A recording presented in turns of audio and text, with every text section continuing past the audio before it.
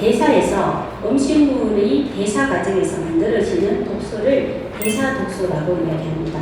대사의 독소에는 당독소, 염증성물질, 활성산소, 산화지방 등이 있을 수 있습니다. 제가 지난달 4월에 오일의 기적 당독소 다이어트라는 책을 했는데요. 이런 대사독소 중에 앞에 스님도 말씀하셨고 여러 가지 당 대사에 관련된 문제들이 많은 문제가 되기 때문에 당독소를 해독해서 다이어트를 할 수 있는 방법에 대한 제안을 했었습니다. 이 방법은 한 달에 5일만 할 수가 있고 그 다음에 이번에 실패하더라도 다음 달에 또 5일을 반복적으로 할 수 있기 때문에 환자 입장에서는 아주 매력적으로 받아들일 수 있는 다이어트 방법이라고 생각합니다.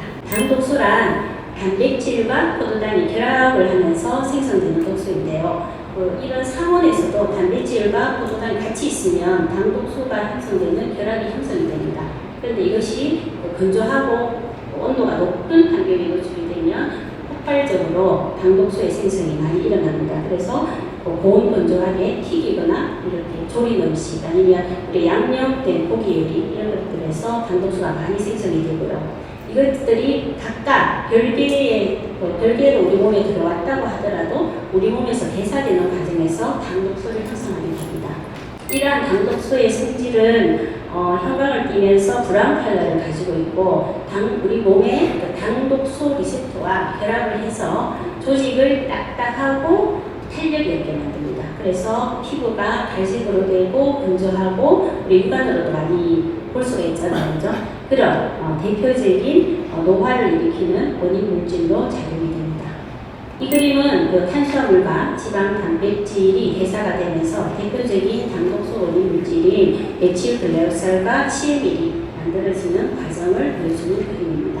우리 몸에서 섭취한 음식이 대사되는 과정에서는 대부분 당독소가 생길 수가 있고요. 또한 우리가 당의 섭취가 많기 때문에 당독소가 대사 과정에서 생길 리스크가 더 커졌다고 볼 수가 있습니다. 두 번째로 당독소의 소스로 우리가 먹는 음식인데요. 굉장히 당을 섭취할 우리의 기회가 굉장히 많죠. 그리고 여기 보시면 브레스트 밀크인 경우에 당독소가 6.67kg인데 조제분유 같은 경우에 496kg입니다. 그러니까 요즘 태어나는 아이들은 과거에 모유를 먹고 자랐던 아이들에 비해서 태어나는 순간 이미 80배 이상의 많은 양의 당독소에 노출되는 환경에 살고 있다는 것은 굉장히 충격적인 사실이죠. 주요 식품별 당독소 함량을 보면 닭고기의 경우 날것의 형태의 경우에는 682kg인데 이것을 튀길 경우에는 7,760으로 거의 많이 올라갑니다. 생연어의 경우에는 생연어와 구운 연어 제가 잘 안 보이네요. 이런 조리 과정을 통할 때 당독소의 생성이 많이 늘어나는데 거기에 비해서 이런 당근이나 양파 같은 생야채인 경우에는 당독소의 양이 굉장히 적죠. 그래서 우리가 앞에서 메디테리안 식이요법이나 이런 것들의 근거가 될 수 있다고 생각이 듭니다. 감자 튀겼을 때 훨씬 17kg에서 1520, 생두부도 709인데 이게 구우면 3600ml입니다. 그래서 조금 똑같은 식자재를 먹더라도 조리 방법을 바꾸는 것만으로도 환자분들은 뒤에 보시면 당독소 자체가 굉장히 살을 쉽게 찌게 빠지지 않게 하는 원인 물질이기 때문에 조리 방법을 바꾸는 것이 굉장히 중요한 포인트가 될 수가 있습니다.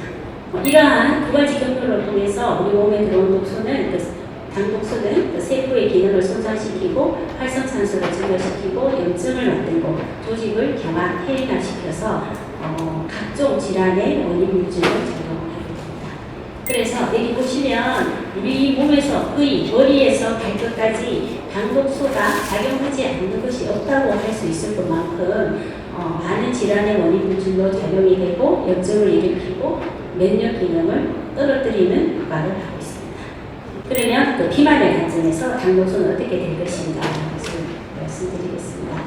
우리가 과식을 하면 우리가 앞에 인슐린 저항성에 대해서 이야기 많이 했잖아요, 그죠? 인슐린 저항성과 대사 증후군이 생기는데 반대로 당독소가 많은 음식을 먹으면 이 당독소가 포함된 음식이 식욕을 자극합니다.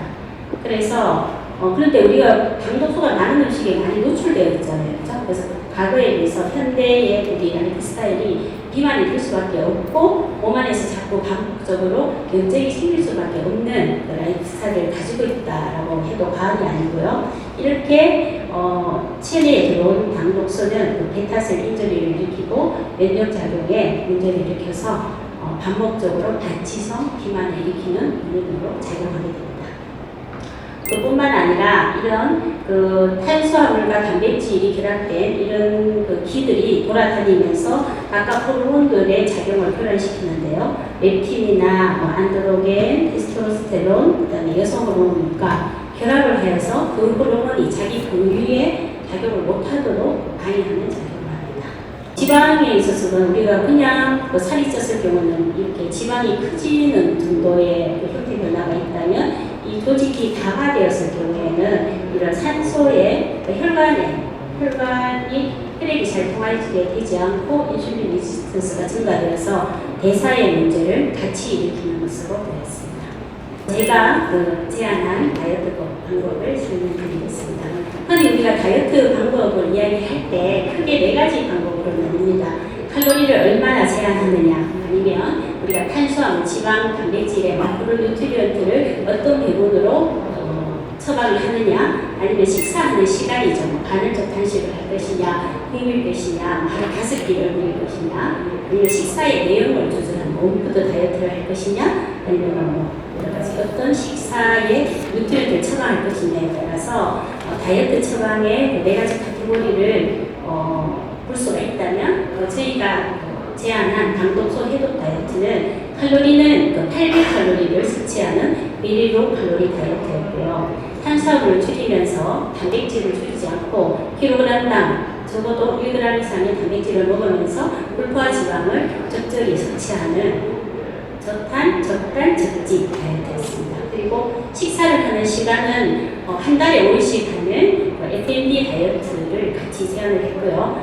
한 달에 5일 이후에 유지식인 경우에는 16대 8이나 10대 12 아니면 8대 16 환자의 대사 상태나 다른 호르몬의 상태를 감안해서 처방하였습니다. 식사의 내용은 아까 보셨듯이 당독소의 함량이 낮은 식자재와 조리 방법을 이용한 식사를 제안하였습니다.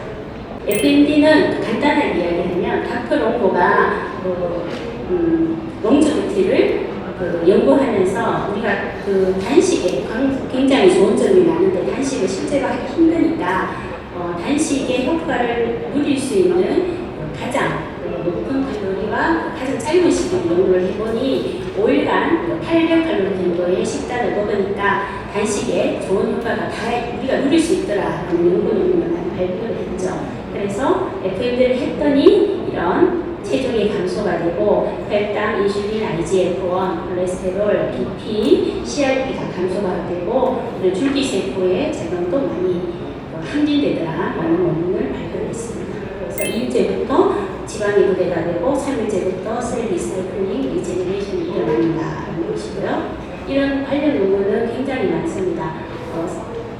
하루에 한 달에 5일씩 한 거죠. 3사이클에 FMD를 했더니 노화, 당뇨, 심혈관계 질환, 인지능력, 암에 대한 이런 마커들이 많이 호전이 됐다라는 연구 논문이고요. 이것도 마찬가지입니다. 이런 바이러스 인덱스와 이런 바이오마커들이 좋아졌더라라는 논문입니다. 그리고 FMD를 반복적으로 했을 때 이런 염증의 경향들이 좋아져서 류마토이드 알스라이티스나 멀티플 스클레로시스와 같은 자가면역 질환들이 많이 좋아졌다라는 연구 논문이고요. 반복하니까 오토이뮨을 일으키는 T셀의 숫자가 감소되더라라는 논문입니다. 그뿐만 아니라 인슐린의 분비의 베타셀 리제너레이션을 증가시켜서 혈당의 조절 능력도 좋아진다라는 논문입니다.